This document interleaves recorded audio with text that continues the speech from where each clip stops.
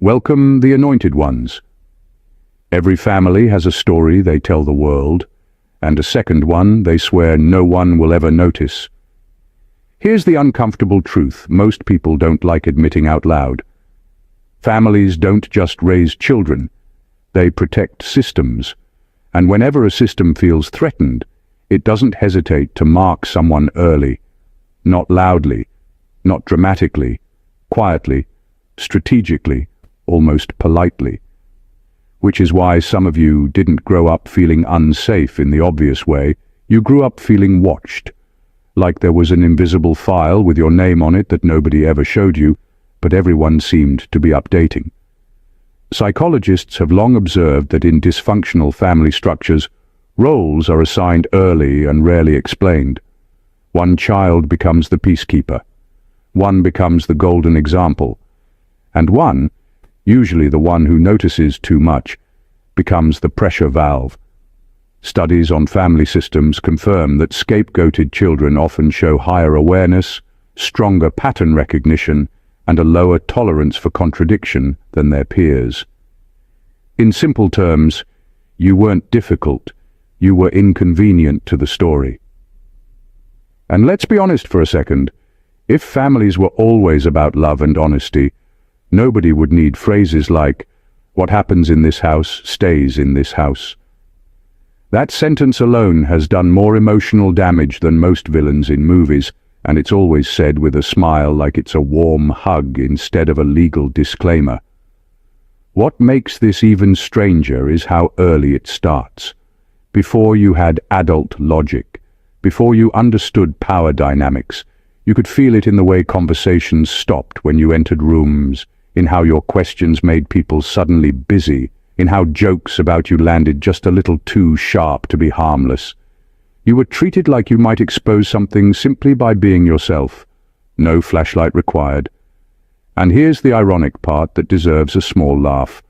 The very traits that made you a problem back then, your awareness, your refusal to play pretend, your habit of noticing what doesn't add up, are the same traits people now call strong intuition or high intelligence, once they're no longer responsible for dealing with you daily. This isn't about blaming parents or rewriting history for drama. This is about finally naming a pattern that explains why your childhood felt less like growing up and more like being quietly managed. Because when a family is hiding something dark, they don't start by locking doors. They start by watching the one person most likely to notice the shadows. And if that was you, this conversation is long overdue. Number 1. You were identified early as a variable they couldn't fully control.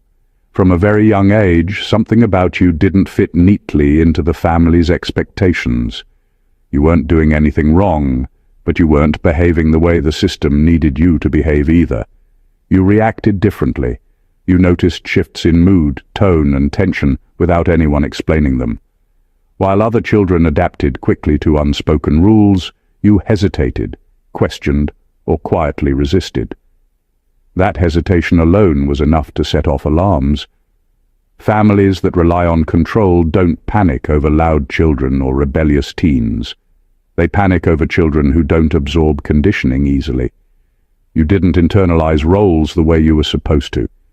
Praise didn't fully hook you. Fear didn't fully freeze you. Even when you complied, there was a sense that you were doing it consciously, not automatically. That made you unpredictable, and unpredictability is dangerous to any system built on appearances. So the monitoring started early.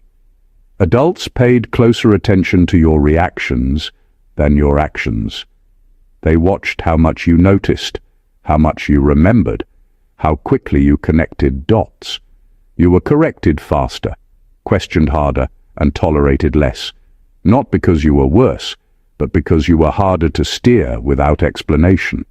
You required effort, and effort exposes intent. Over time, this turned into a quiet campaign of shaping. Small discouragements, subtle invalidation, emotional pressure dressed up as guidance. The goal wasn't to break you, but to dull the parts that didn't bend easily. If they could make you doubt your instincts early enough, they wouldn't have to deal with your independence later.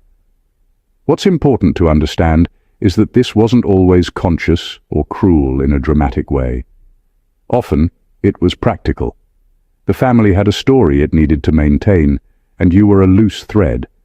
Loose threads don't look dangerous at first, but everyone knows they eventually unravel the whole thing.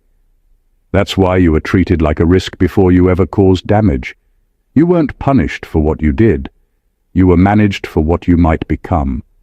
And the irony is this: the very thing they tried to control was your ability to see clearly and act intentionally. That ability never left. It just waited until you were far enough away to use it freely. Number 2. The family didn't fear your weakness, they feared your clarity. You weren't dangerous because you were loud, aggressive, or defiant. You were dangerous because you noticed things exactly as they were. You could sense when words didn't match behavior. You felt tension before arguments happened.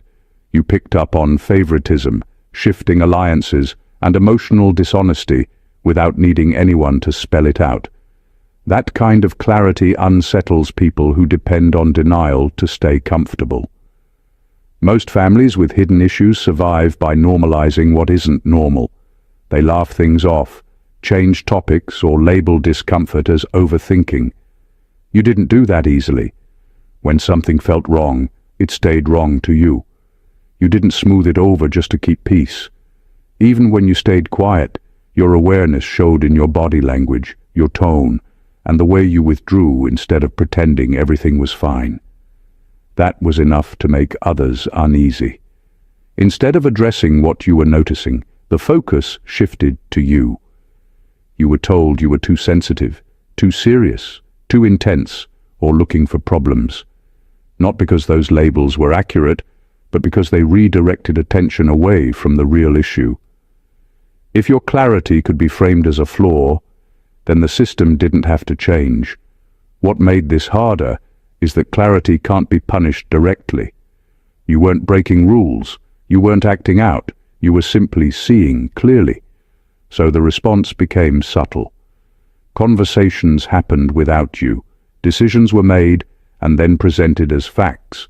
Emotional reactions were dismissed or minimized. Over time, the message became clear. Noticing too much came with consequences. The irony is that clarity often comes with empathy. You understood more than people realized, which meant you also felt more. That combination made it harder for others to hide behind excuses. They couldn't fully relax around you because you were a mirror, not a participant in the performance. They didn't fear that you would fall apart. They feared that you would eventually speak plainly, act independently, and stop playing along. Your clarity threatened the unspoken agreement to keep things fine. And when clarity enters a space built on avoidance, it's not welcomed, it's targeted. Number 3, you became the emotional scapegoat because you wouldn't absorb the lie. From early on, it wasn't about what you did, it was about what the family needed you to carry. Every family with a secret has invisible weights, tensions, and stories that no one wants to confront. Someone has to hold them, even if they didn't create them. In your case, that person was you. You weren't chosen because you were fragile or flawed. You were chosen because you couldn't be easily fooled. Your awareness made you a natural container for the family's unacknowledged truths. They blamed you for things that had nothing to do with you. Arguments, disappointments, and frustrations were redirected onto your shoulders because you were accessible and, crucially, observant. By making you the scapegoat, they protected the system itself. Your role wasn't accidental. You weren't just unlucky or sensitive. You were strategically assigned a burden that kept everyone else comfortable and the family's hidden realities intact. This assignment came with its own brand of isolation. Love was conditional, praise was rare, and affection often came with strings. When the family laughed, celebrated, or defended one another, you were often left out or subtly excluded. Their message was clear. You carry the tension, don't question why. And the more you resisted, the harder they pushed. They didn't need you broken, they needed you compliant, or at least distracted enough not to expose them.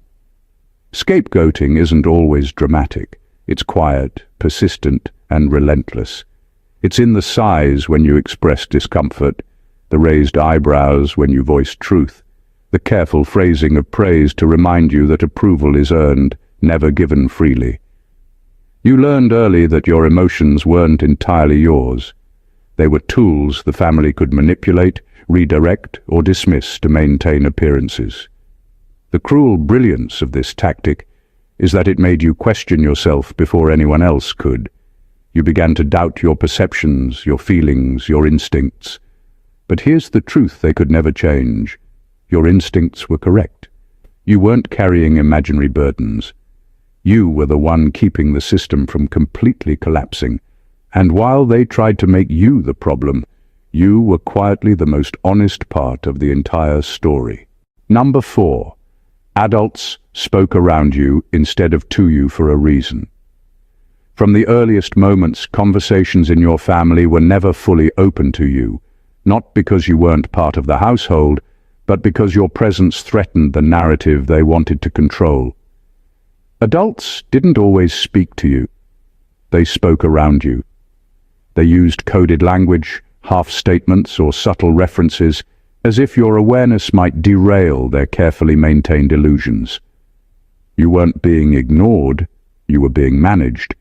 Every pause, every redirection, every "don't worry about it" was a strategic move to keep certain truths hidden while testing how much you noticed. This pattern created a unique tension.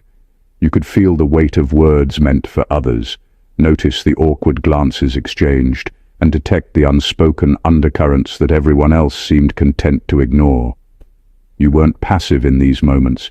You were absorbing, calculating, and silently measuring the distance between what was said and what was meant. Adults around you understood that if you ever connected the dots, you wouldn't just sit quietly. You might act, question, or even disrupt the story they depended on. Over time, speaking around you became habitual, and it wasn't always malicious. Some adults genuinely thought they were protecting you from information that might be confusing, dangerous, or destabilizing. But the real purpose went deeper. By filtering information and excluding you from the full truth, they maintained control over how the family story unfolded. You learned early that knowledge could be a threat in the wrong hands, and your very presence put their secrecy at risk. The result was an unspoken tension that shaped your perception of the world. You weren't simply being left out, you were being calibrated. They were watching how you processed partial truths, observing whether you'd accept them blindly or challenge them. Your reactions became a silent barometer for how far their control could extend.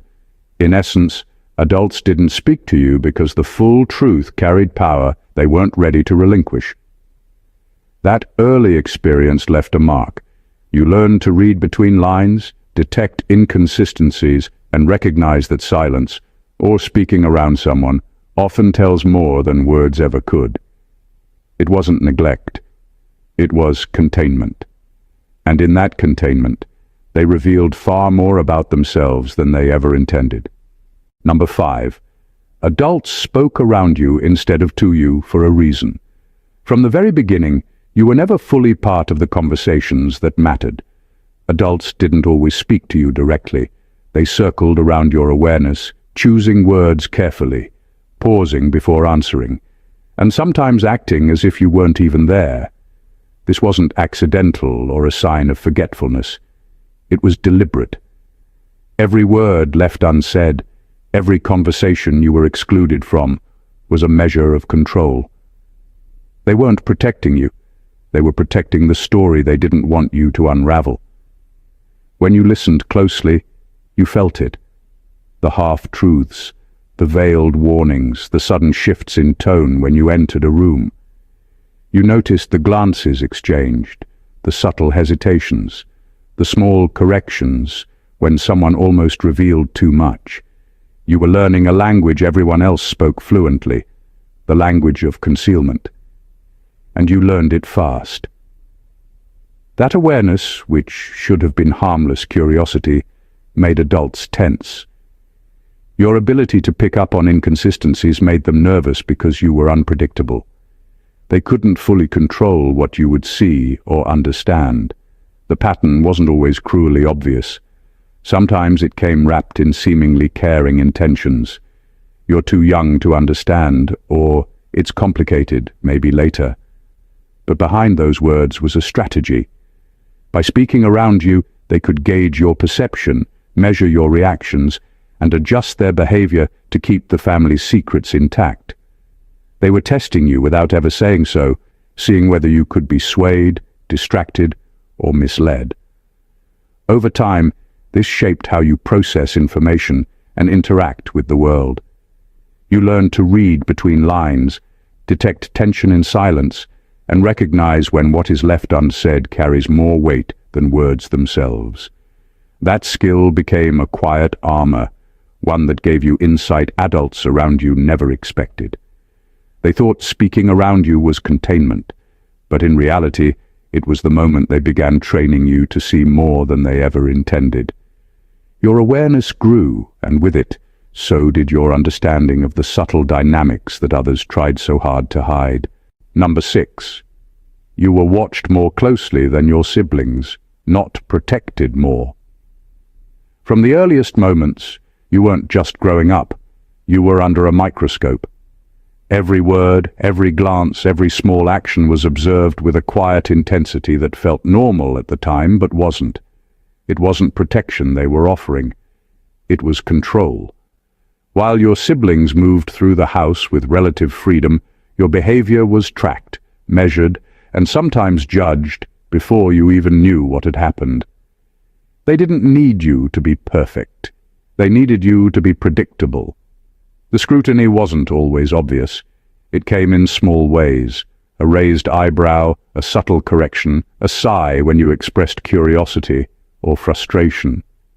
The adults around you seemed calm, almost casual, but beneath that calm was calculation. They were assessing how much you noticed, how fast you learned, and how likely you were to disrupt the family narrative. They weren't watching to guide you. They were watching to understand the threat you posed simply by existing as someone who could see more than they wanted to be seen. Over time, this constant observation shaped the way you moved, spoke, and even thought. Every choice, even the smallest one, became part of a silent ledger they kept. They weren't nurturing you. They were mapping you. The irony is that the more you grew, the more that scrutiny increased, not decreased. The more capable you became, the more unpredictable you were to them, and the more carefully they had to watch. This relentless observation wasn't punishment, but it carried its own weight. You learned to anticipate moods, to measure responses, to decode silence. You became hyper-aware, not because you wanted to, but because the environment demanded it. And that awareness became your hidden advantage, even if at the time it felt like anxiety or pressure. You weren't protected more than anyone else. You were considered too significant to leave unchecked. They watched because they feared what you might discover or reveal. They watched because your clarity and potential threatened the illusions they relied on. And the very act of observing you so closely revealed more about their secrets than any conversation ever could. Number 7. Discipline was used as correction, not guidance. In your household, rules rarely existed to teach you how to navigate the world. They existed to keep you in line. Discipline wasn't about helping you understand cause and effect or shaping character. It was about controlling the unpredictable, the aware, the child who noticed too much and asked too many questions. The consequences you faced weren't proportional to mistakes. They were proportional to the threat your independence represented. Every punishment, no matter how small, was a lesson in compliance, not morality. You learned quickly that the goal wasn't fairness. One day, a misstep could be overlooked. The next, the same misstep could be met with outrage. The inconsistency wasn't random, it was strategic.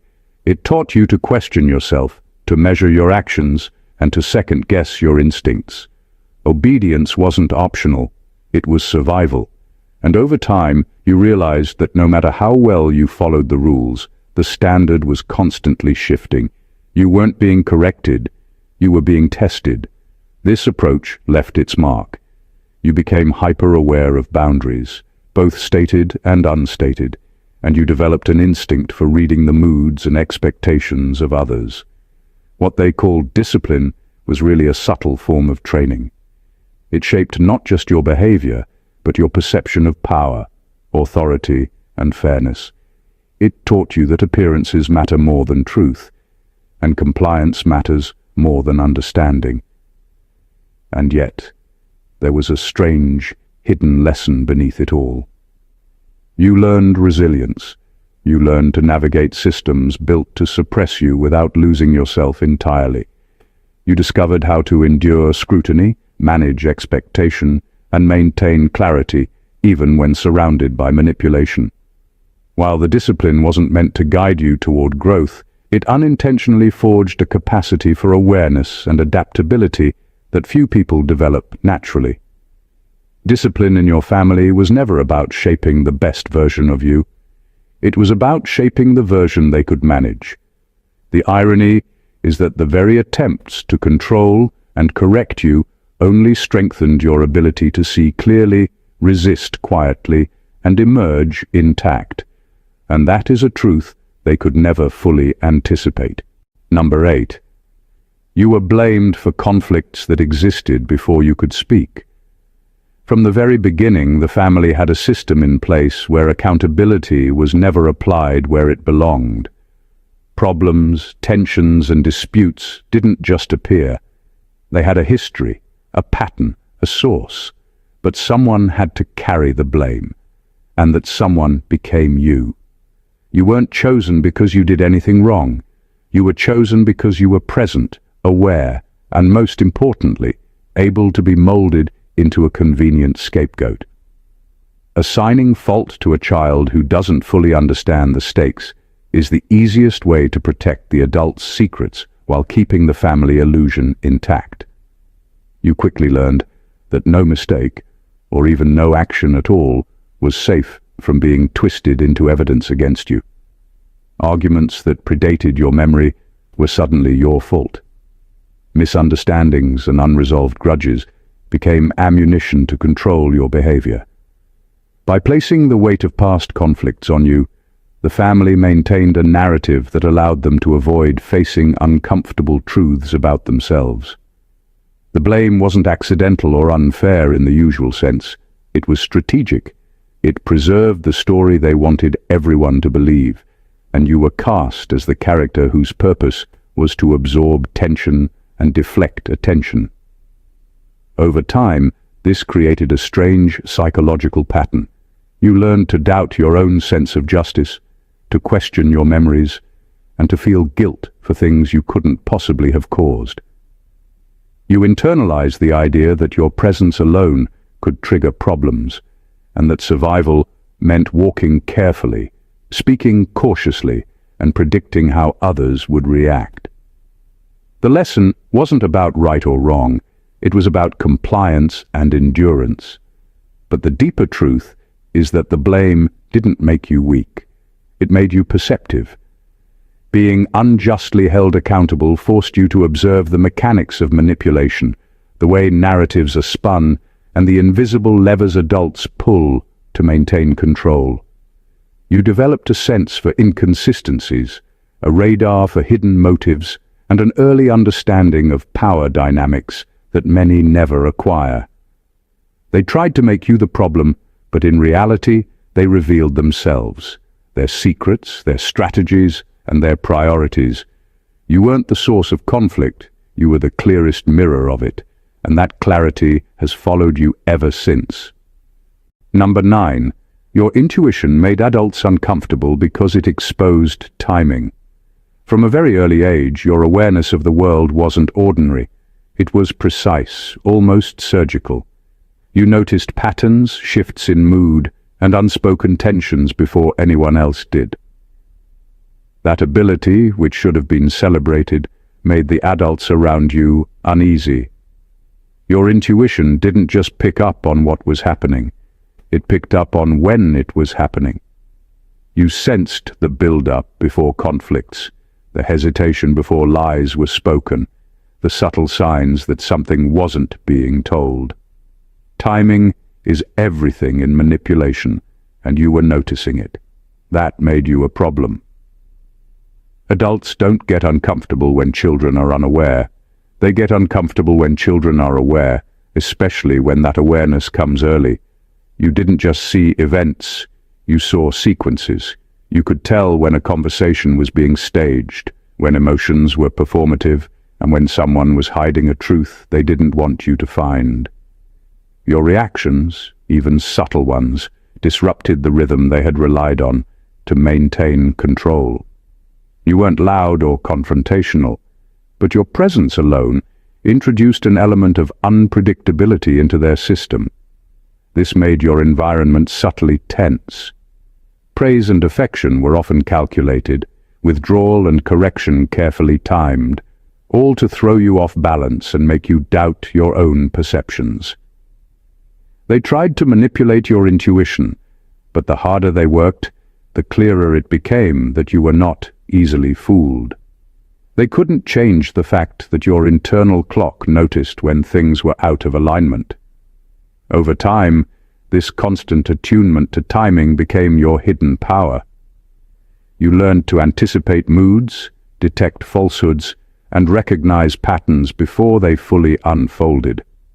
While they saw it as a threat, it actually gave you an extraordinary advantage, a deeper understanding of people, motives, and systems. What made them uncomfortable became your edge. They feared that your intuition would expose what they had carefully hidden for years, and in doing so, you developed a clarity that would follow you long after their scrutiny ended. Your awareness of timing wasn't a flaw, it was your survival tool, your early warning system, and ultimately your most unrecognized strength. Number 10. Emotional support was inconsistent to keep you off balance. In your family, love and care weren't steady. They were conditional, unpredictable, and strategic. Some days you were celebrated, hugged, and praised as if everything you did was remarkable.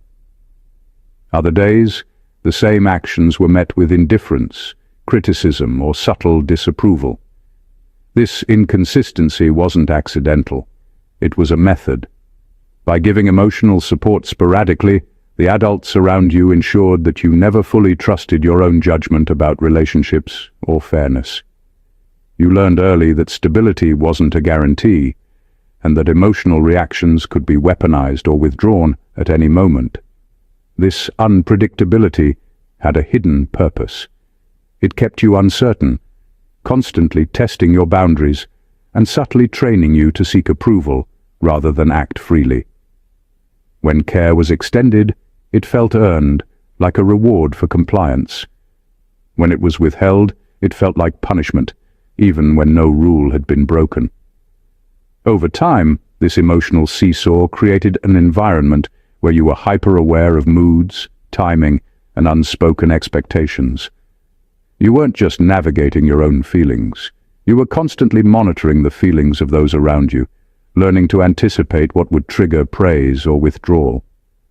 The result was a finely tuned sense of observation, but also a lingering sense of instability. You became sensitive not just to what people said, but to what they didn't say, what they avoided, and the subtle signals that indicated whether affection would be given or taken away. That awareness made you highly perceptive, but it also trained you to doubt consistency in any system of care. The inconsistency wasn't about you personally, it was about control. By keeping your emotional landscape unstable, they maintained leverage over your reactions, decisions, and even your sense of self-worth. Ironically, what they intended as a way to control you became a source of strength. You learned to read people deeply, detect hidden motives, and protect your own emotional truth even when external validation was unreliable.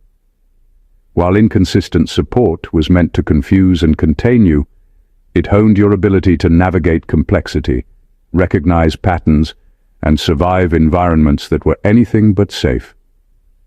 The instability wasn't weakness. It was training disguised as neglect, and it shaped your resilience in ways that would follow you for a lifetime.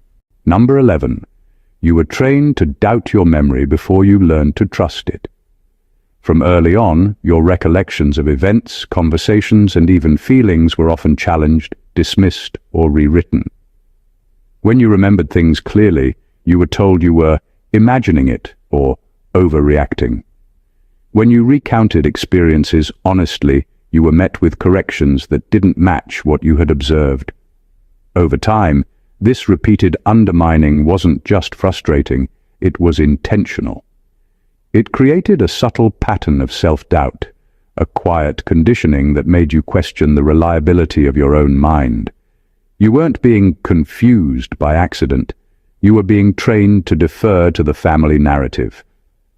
This kind of manipulation is powerful because it attacks the one thing you can't easily verify externally: your memory.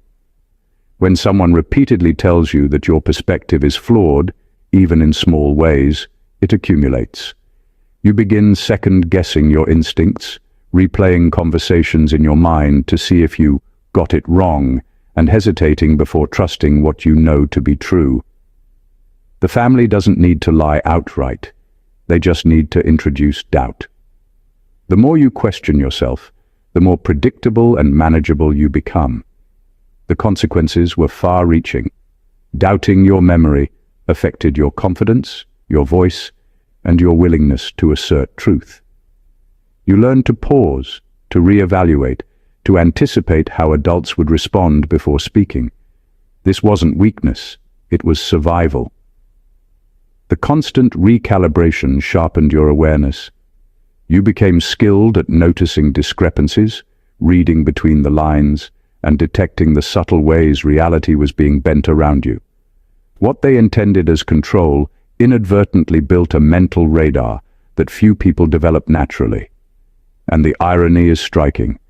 The very effort to make you uncertain didn't erase your clarity. It refined it. By the time you could step back and observe patterns as an adult, you could see the full system in operation. Every time they tried to make you question your memory, they were teaching you to look closer, think deeper, and discern truth amidst manipulation. You weren't losing trust in yourself. You were being conditioned to test it against reality, and that skill became one of your greatest hidden strengths. Number 12. Your achievements were downplayed because independence breaks leverage. From early on, any success you had was never fully celebrated. If you got good grades, it was expected. If you excelled at a skill, it was lucky, or not that impressive. If you stood out, your uniqueness was minimized or criticized. This wasn't about fairness or humility. It was about control. Your family system relied on keeping you contained, and independence threatened that containment. The moment you proved capable of thinking, acting, or succeeding on your own terms, the leverage they had over you began to slip. Downplaying achievements serves a subtle but powerful purpose. It communicates that your progress isn't entirely your own, that success isn't worthy of recognition unless it fits their narrative. By doing this, they preserved the illusion that you were still under their authority, still dependent, and still malleable. Any confidence or momentum you gained became subject to revision, reassessment, or subtle discouragement. Compliments were rare, conditional, or overshadowed by criticism. In essence, your wins weren't allowed to exist in their pure form. They were filtered through the lens of control. Over time, this constant reframing shapes how you view accomplishment. You start questioning whether your effort truly matters, whether your talents are legitimate, or whether recognition is ever authentic. That self-doubt, is exactly what the system relies on. But beneath the discouragement, a different truth was forming. You were learning to validate yourself internally. You didn't need their approval to recognize your own capabilities, and that awareness quietly eroded their control. The irony is that the very act of downplaying you sharpened your independence. Every minimized success became fuel for self-reliance. You developed resilience and determination not in spite of their behavior, but because of it. The attempt to keep you dependent and small only revealed that your power and autonomy could not be contained. By trying to rewrite your achievements, they unknowingly trained you to measure your value by your own standards. What they feared most wasn't arrogance or rebellion. It was that you would eventually realize your true worth, fully independent of their approval, and there was nothing they could do to stop it. Number 13. You were discouraged from speaking outside the family for a reason. From early on, there was an invisible boundary drawn around you. Conversations with friends, teachers, or even distant relatives were subtly, and sometimes overtly, limited. The message was clear: what happens in this house stays in this house. It wasn't about protection from the outside world. It was about protecting the family's narrative. Your voice, sharp and aware as it was, carried the potential to expose truths they had carefully hidden. By discouraging you from speaking outward, they controlled not just what you knew, but what others could know through you. This discouragement often came disguised as concern. Don't share too much. It's complicated. Or you wouldn't understand if you told anyone. Each phrase reinforced the idea that the family story was sacrosanct and that your input was dangerous. The effect was subtle but profound. You internalized the belief that speaking up could have consequences, that your perspective was unsafe, and that discretion was survival. Over time, this trained you to filter your words, hesitate before sharing, and weigh the impact of every disclosure, even the harmless ones. The restriction wasn't only about secrecy, it was about control and leverage. The more contained your communication, the easier it was to maintain authority, manipulate perception, and keep the family system intact. Your insights, observations, and instincts were potentially destabilizing. They knew that once you shared what you saw, their carefully constructed illusions would begin to crumble. By keeping you quiet, they preserved appearances, and by keeping you uncertain, they maintained dominance over your autonomy. Ironically, what was meant to silence you often strengthened your discernment. You became attuned to what could be dangerous to reveal, and learned to navigate complex dynamics with subtlety.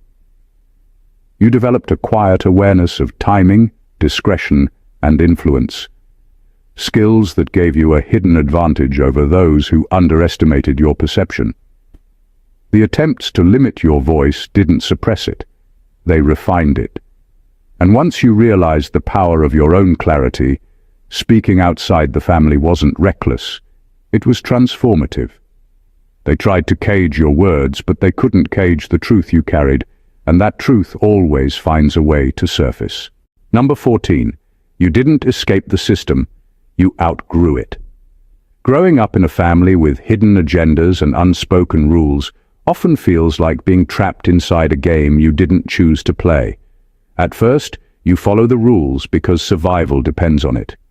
You learn the patterns, the expectations, and the delicate balance required to avoid conflict or scrutiny. You adapt, sometimes perfectly, sometimes reluctantly, and you begin to understand the invisible threads that hold the household together. But the more you grow, the more those threads feel confining. You don't leave because you're weak or naive. You leave because your awareness, independence, and clarity have outpaced the system itself. Outgrowing the system isn't a dramatic escape. It's gradual, almost imperceptible at first. You start questioning why certain behaviors are normalized, why contradictions are tolerated, and why truth is so often twisted. You recognize manipulation, favoritism, and inconsistencies, and you understand that no apology or explanation will change the fundamental structure that controls everyone else. What you once accepted as family dynamics begins to feel like a carefully constructed cage. The rules that applied to you are no longer relevant to the person you've become. As your perspective expands, distance, emotional, physical, or both, becomes inevitable. You aren't abandoning anyone, you're reclaiming space for your own truth. You see clearly the mechanisms of control that others rely on, and you realize that compliance is no longer necessary. Independence, insight, and self-trust have replaced fear, obligation, and doubt. The system loses power not because it is defeated, but because you are no longer a participant in its game. The irony is that outgrowing the system often reveals it in full for the first time. Once you step back, the patterns, manipulations, and secrets become obvious, and you can finally see who was shaping whom. What seemed oppressive becomes instructive. You carry the lessons, the awareness, and the clarity forward, but the cage no longer defines your movement.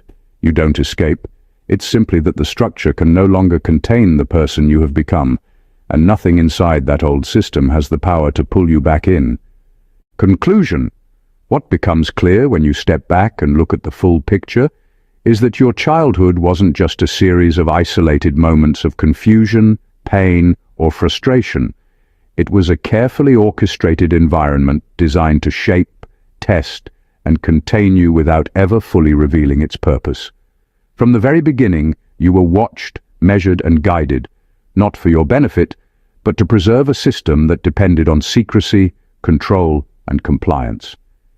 Every subtle correction, every inconsistent show of affection, every misdirection was part of a pattern meant to keep you off balance, while the adults around you maintained their narrative. And yet, in all of that, there was an unintended consequence. You emerged with clarity, intuition, and resilience that few ever develop. You weren't weak, you weren't flawed, you weren't the problem. You were the anomaly the system couldn't contain, the child who noticed too much, felt too deeply, and understood too early. The same traits that made you a target were the traits that ensured your survival, your growth, and eventually, your freedom. You learned to read between the lines, detect patterns, question authority, and trust your instincts when others tried to make you doubt yourself. You didn't escape the system by chance. You outgrew it. You weren't silenced. You simply became someone who could see beyond the walls that were built to contain you. Now, as an adult, the lessons you carry are invaluable. The experiences that once felt isolating and unfair are the foundation for the clarity, strength, and independence that define you today. Every moment of scrutiny, doubt, and manipulation honed a perception and resilience that no one can take away. You understand power, control, and truth in a way that those who tried to suppress you never could. The awareness you hold is your legacy, and the insight you've gained is not just survival. It's mastery over the system that once sought to define you. If this resonated with you, and you're ready to continue uncovering the truths hidden in plain sight, make sure you subscribe to the channel for more deep, revealing insights. Like this video if it opened your eyes, comment below with your thoughts or experiences, and share it with someone who needs to see the reality of these hidden patterns. Every click, every comment, and every share helps spread the knowledge and empowers more people to see clearly, just as you have. Don't stay silent. Let the truth be known, and let your awareness guide you forward. God bless you. Bless. I'm